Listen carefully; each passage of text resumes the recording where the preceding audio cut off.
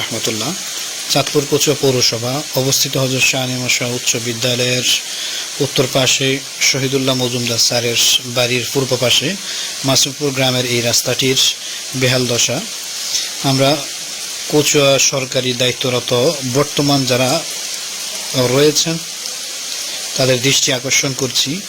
মাসিমপুর গ্রামের এই রাস্তাটির জন্য অনেকবার আবেদন করার পরেও কোনো প্রকার মেরামত কিংবা রাস্তাটির পুনর্গঠনের উদ্যোগ নেওয়া হয়নি। তাই আমরা মাসিমপুর গ্রামের কয়েকটি পরিবারের যারা অবস্থানরত আমরা বসবাস করছি, আমাদের এই গ্রামের সকলের পক্ষ থেকে আমরা আবেদন করছি যেন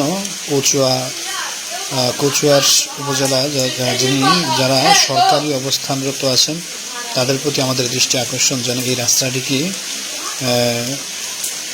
পরিপূর্ণভাবে গঠন করা কিংবা মেরামতের জন্য যেন দৃষ্টি নজর রাখেন।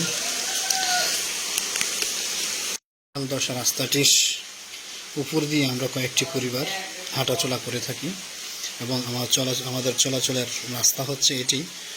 তো আমরা সরকারি দায়িত্বশীলতা ভাইদের দৃষ্টি আকর্ষণ করছি, এই রাস্তাটি যদি আমাদের জন্য হাঁটাচলার জন্য উপযুক্ত করে দেওয়া হয় তাহলে আমাদের জন্য খুবই উপকারী হবে এবং মাসিমপুরে আমরা যারা বসবাস করছি যে কয়েকটি পরিবার আমাদের হাঁটাচলার জন্য খুবই সহজলভ্য হবে। এই জন্য আমরা দৃষ্টি আকর্ষণ করছি আমাদের এই রাস্তাটি যেন মেরামত এবং পুনর্গঠন করে দেওয়া হোক।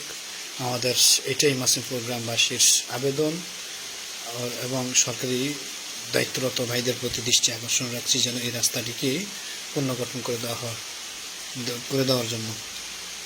ভোগান্তিতে ভুগতে হচ্ছে।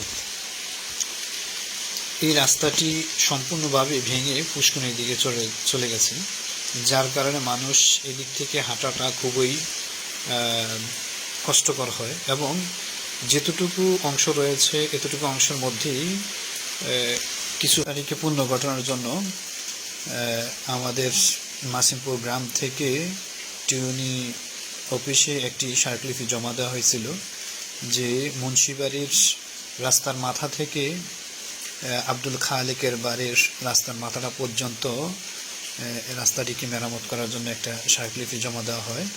ওই স্মারকলিপি জমা দেওয়ার পরেও আমরা এটার কোনো প্রকার অ্যান্সার পাইনি টিউনি অফিস থেকে। আমরা সরকারি দায়িত্বরত অবস্থা যারা আছেন বর্তমানে তাদের দৃষ্টি আকর্ষণ করছি যেন এই রাস্তাটি মেরামত করেন, মানুষের চলাচলের জন্য যেন ভালো একটি রাস্তার